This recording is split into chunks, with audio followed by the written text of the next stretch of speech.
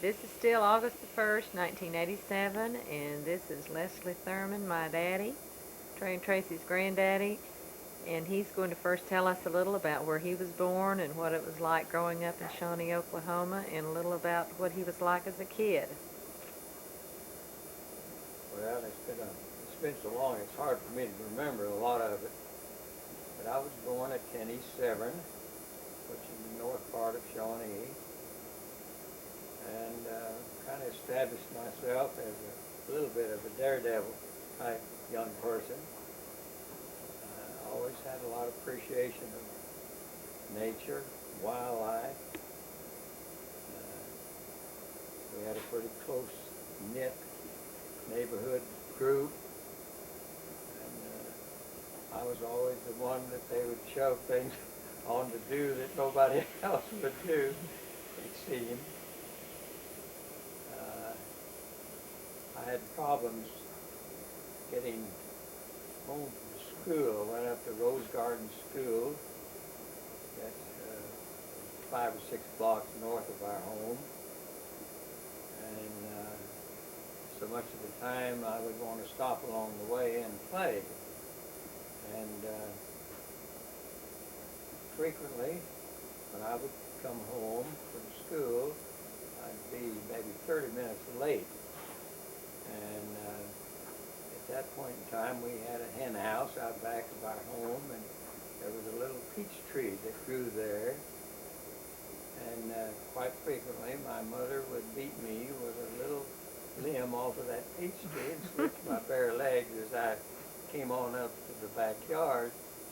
And of course, she always told me that God put that little peach tree there just for that purpose. And it was hard for me on a continuing basis to get to where I would just come right straight home from school, but I finally did. A number of us in the neighborhood had ponies, and Bill Stewart was our closest neighbor. They had a pony, and they had a cow. We never did have a cow. We had chickens. And Bill's father, Mr. Stewart, it wasn't uncommon that I would go across the fence there at milking time, and we kids would stand back off. They had a big Jersey cow, and we kids would stand back off and open their mouths, and he would take the udder of the cow, and he'd squirt milk across here into our mouths. That's what he did. That was kind of fun. As things progressed, why, there was a fellow named Darrell Roothouse, whose grandfather lived with him. He was quite a tobacconist. And every time any one of us would skin ourselves or get little places on our skin, why, Mr. Corbin would take his finger and he'd stick it up in his mouth and get that tobacco, chewing tobacco liquid on her, and he'd rub it on wherever we skinned ourselves. He said that would cauterize it and make us get well quicker.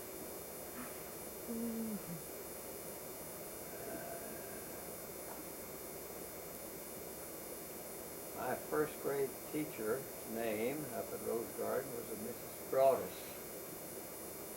And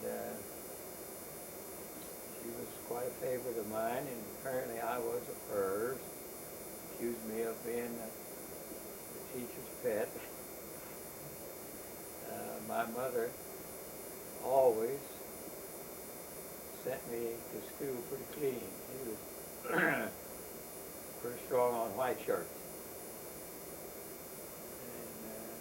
And Mrs. Broadus thought that was quite noticeable. My first grade school favorite girl, as best I remember, his name was Virginia Coker. And I had a crush on her for a while. And then another girl came along that I thought was a little nicer and a little prettier, and her name was Madeline Courtney. And even back that far back, Trey, I had girls. I don't know, have you got a kind of favorite girl now? No, well, I did. Well, you're not, well, that's the way it was. What was the deal? Didn't your grandmother worry that you would never live to be an adult? What was the deal about that? Oh, well, yes. My parents, both having originated in Grandview, Indiana, and when I went back there, at a point in time of probably 6 or 7 years old, they had a big hay barn, and I proceeded to crawl up in the wall, got up on a cross beam, and was going to dive into the hay, thinking it'd be fun. And but the hay was fluffed up a bit. It wasn't as solid as it looked, and I went right through the hay to the floor and hit on the back of my neck. And of course, my uncle was down below, and he heard me let out a holler and start to cry. And so my grandmother, who was my dad's mother, made the statement rather firmly that I would never live to be an adult. And that sort of made my mother mad. My mother didn't like to hear that. In another occasion, I would get out and ride a horse that paralleled a road that ran by their place.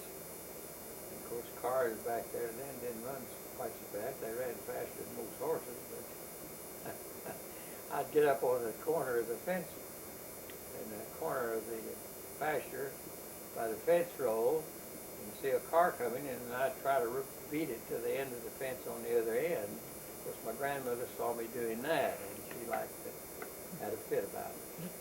One time, we were in the backyard there at Dad's old home place, my grandmother's, and they had a big black pot out in the back, boiling cloves and stirring them with a stick, and the snake showed up. Either my grandmother or one of my aunts grabbed the snake and threw it over into the fire that was under the pot of boiling cloves. So of course I just couldn't stand that, so I rushed over and grabbed the snake out of the fire and threw him out. So then my grandmother then said again, she wondered if I had good sense. Oh my. Now you went ahead and went to school all through junior high and high school. Went through grade school, junior high, and high school right here in Shawnee, Oklahoma. Weren't you a pretty big? Played in high school football and was in high school track. Of course, we didn't have organized track back there then. In grade school, we did have a little track program, but nothing like since. And then I had a year of business college after that, and then continued on and went to work for the Rock Island Railroad for 1 year in a clerical position. Had learned a little shorthand, a little bookkeeping.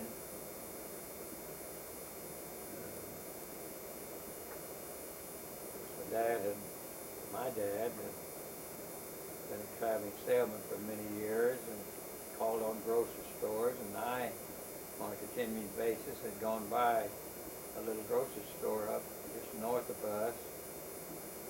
I've been there all the time. That's where I got my all-day suckers and what have you. So I took a notion that I was going to get in the grocery business.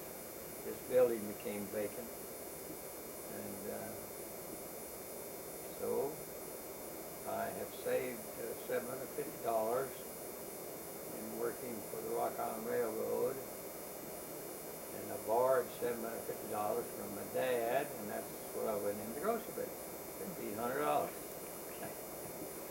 Now then, nowadays you couldn't buy an order of meat for that. That's the difference, the way things are and the way they were. Now your first store was across the street from where it ended up, wasn't it? And Yes, a man by the name of Heichelbach owned the building, the little building that I started out in. I just rented it from him by the month.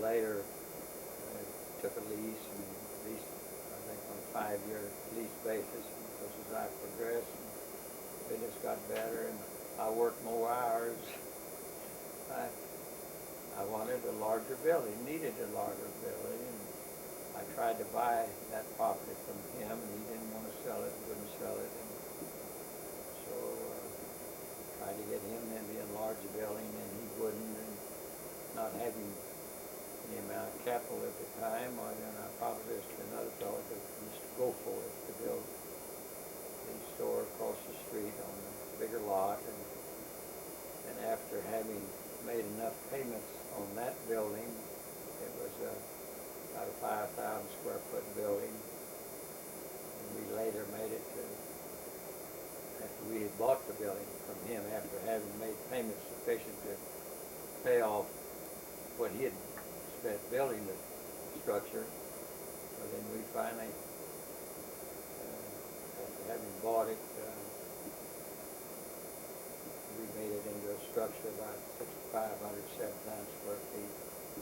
At one time you had several other stores around, didn't Well, you? yes, there's something kind of interesting about this first location we bought. It might be interesting.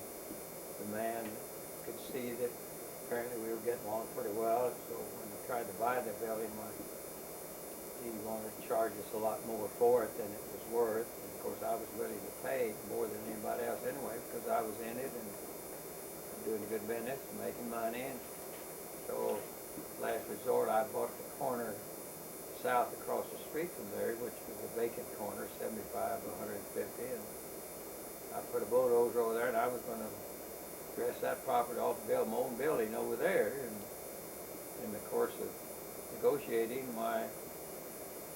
he came to terms, and so I bought the building that I was in and bought it for what it was worth.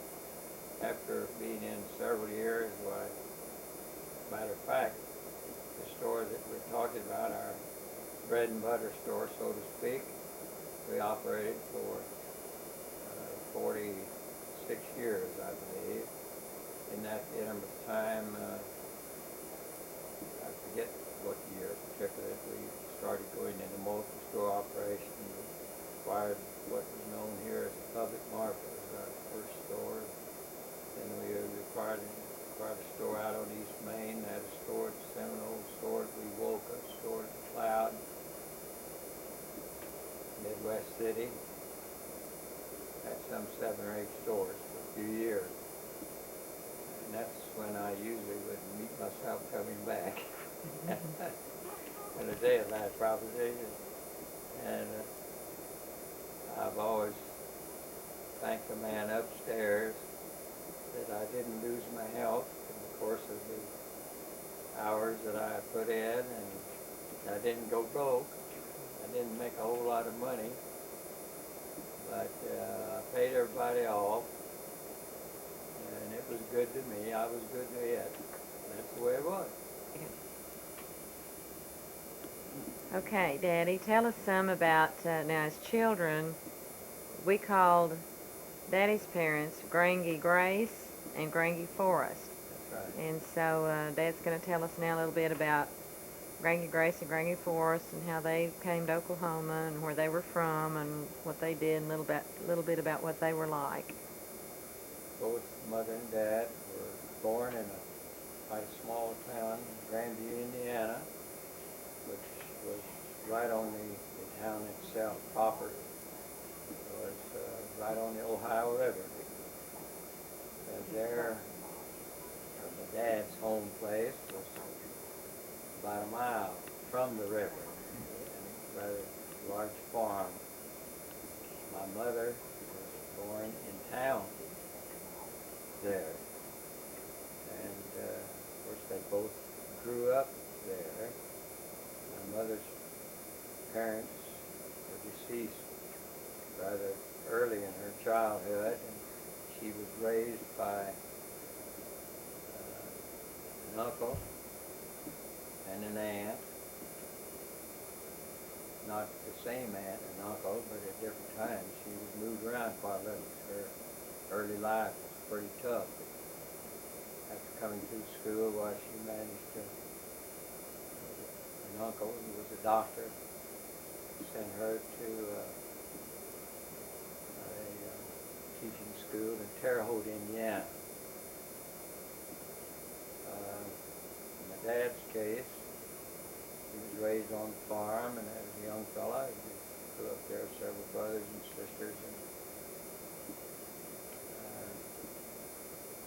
he, in the earlier years, showed favoritism to fishing and hunting and all, and one of the worst experiences anyone could have as probably a young fella around 14, 15 years old.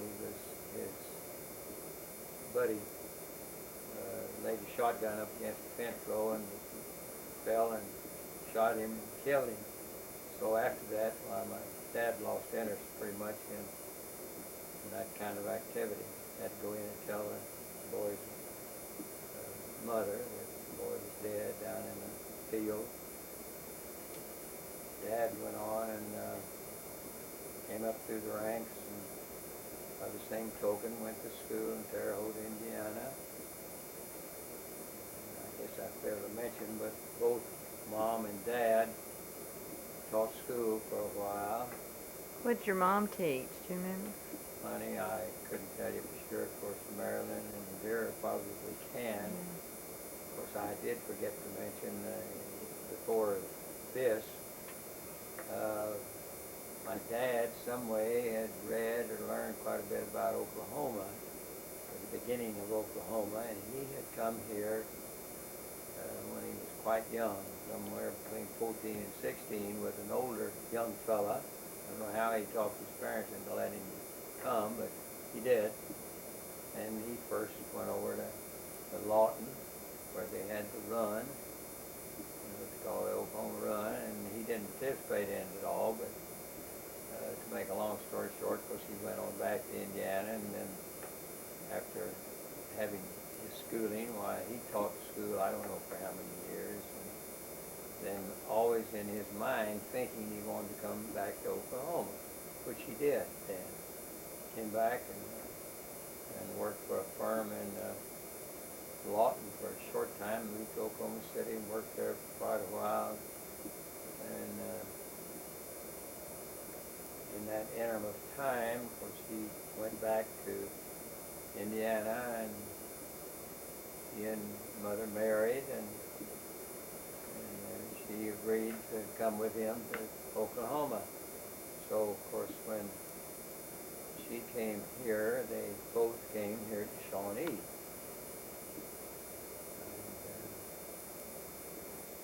had a real good, long married life together. They were genuinely modest people.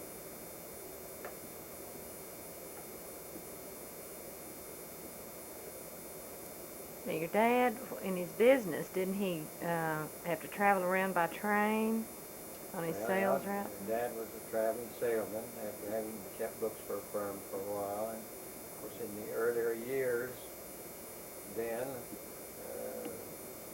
they would ride what was called a local train, a little puddle jumper train in smaller towns, and then they would transfer it to a buggy and maybe go to a town that was 4 or 5 miles from where the train wasn't, or 6 or 8 or whatever, by buggy or wagon.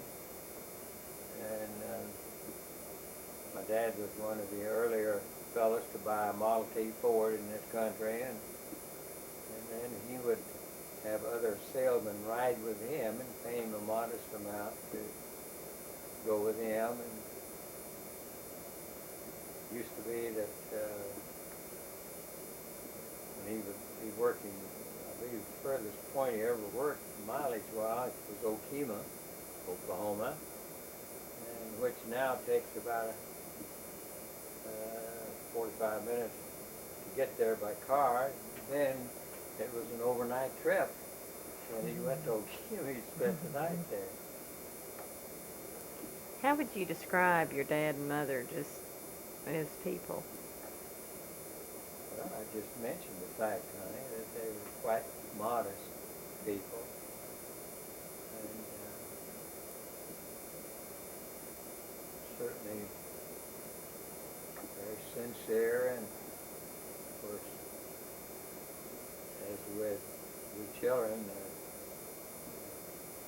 just never, we didn't have a lot of fussing and going on around our house. We just didn't do it. Mom and Dad never talked about dying. We talked about the more flimsy things. We were, as kids growing up, we always had plenty to eat and good clean clothes and a clean place to live. Most of our neighbors got an electric icebox before we did, and they got a radio before we did, and they got this and they got that before we did. But whenever we got something of any significance that way, why, we had, my dad had a program, we saved the money for a specific item, and when we got the money, we bought it. We didn't buy it and pay so much down and so much a month. Of course, that was hard for us kids to understand why it had to be that way, but that's the way it was. Then in later years, when we saw a lot of these people who had gone the other route, where they lost their homes and this and that, you know, when the hard times came, some of them, then we better understood why my dad had outlined his route the way he did. We, years ago, my dad would get lots of dandy premiums, nice things, from things that he sold. In other words, in the wholesale produce business then, they handled chewing gum, and they handled candy bars, and they handled a lot of cigars and other lines than fresh produce, and a lot of those people gave premiums by selling certain quantities of those items. And of course, we always, Dad would talk about we were going to get I don't know whether he got a piano one time that way or not, but he got some pretty big items. Isn't that lamp, that the naked lady lamp with that globe on it? No, one of those things? I forgot to make mention about the fact that that was the first thing I ever bought my mom of any significance. Oh, okay. And I used to, as a young person, mowed lots of lawns with the old hand-type reel mower. I forgot to blend that in. Lawns that I cut for 50, 75 cents on the dollar, while the young fellas doing that now get $15, $20 for doing. But that was just a difference in values. But I bought that lamp. That was the first thing of any significance I ever bought, I guess. Would your folks, were they always Methodist and active in the Methodist Always church? Methodist, yes. Even back in Indiana, I wonder? Yes. All the way. Yes. Ours was known as the North Methodist Church in the beginning here. There was the North Methodist and the South Methodist. Then that's what later became Wesley Methodist here? That's right. What do you remember about your dad's parents? Did you know? Well, of course, I never saw my grandfather. Okay. But I loved my grandmother, and actually being that far separated, why, I saw her very minimal of time through the years. Never actually really learned to know her like kids would now, where they see them, 2 or 3 times a year, that sort of thing. Because I actually didn't see my grandmother probably over 6 or 8 times in her lifetime. Yeah. Well, but did she still live in your dad's old home place back in Indiana, and that's where y'all would go visit? That's where we went to visit. Of course, that's where she passed away. She had a son, our favorite uncle, Cal, and an aunt, Aunt Aries, who never married, and they lived there with her until she died. Do you know what your grandfather used to do for a living? Farmer. He was a farmer there? Farmer. Yeah. What about your mom's folks? I know they died early. Do you know what her dad had done? Honey, I don't just right off the tip of my head. Wasn't he Of course, I did know Yeah. some, you'll have to ask Vera that. She maybe can put you on certainly Marilyn could, but I just knew so little about Mother's parents. She frequently would talk about one favorite aunt that she had that had done so much for her and that she loved so dearly. And then there was as I mentioned earlier, a doctor who was an uncle that did a lot for her. And really, I just can't tell you that much. Okay, well, we're going to sign off. Okay.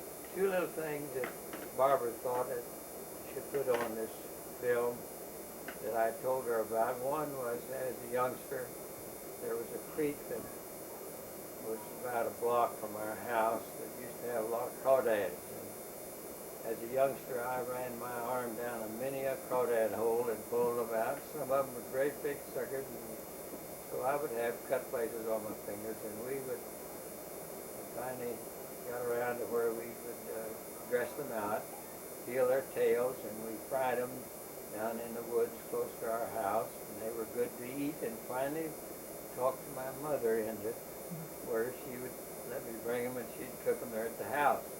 That was one little thing we forgot about. Now that creek, isn't that what's left, the little creek that runs through the Broadway woods? Yes. It was just bigger in those days, yeah. Very true, Same Creek, which had drained off of the old Broadway lake.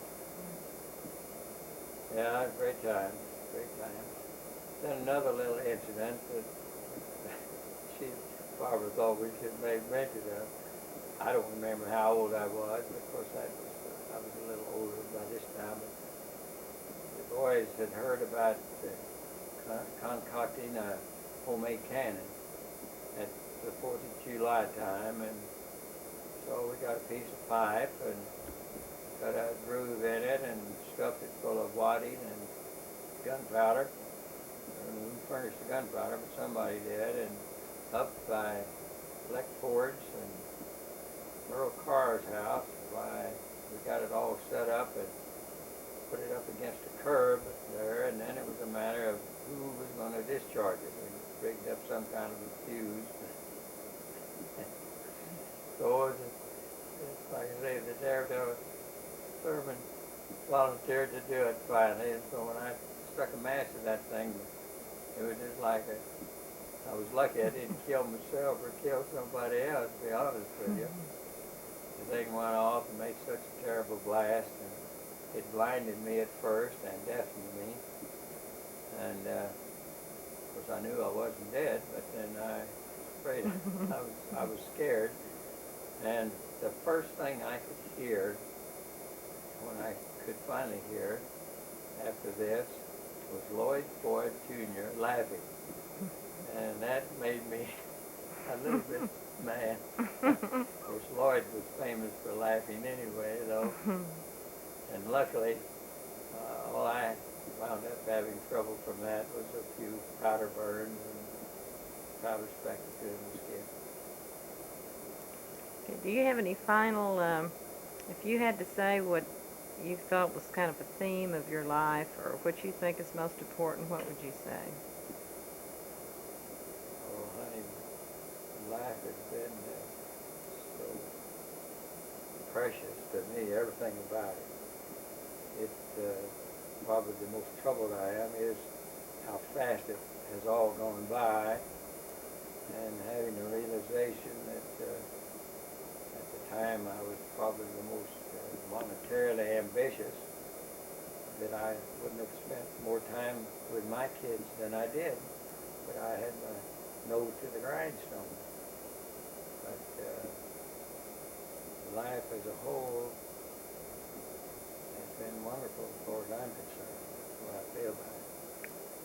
Kind of your happiest times are usually out on water and on a lake and catching fish at every cast. For one reason or another, I have to admit that fishing is the finest therapy that I found in all my endeavors. Sometimes I'm out on the lake, I talk to God.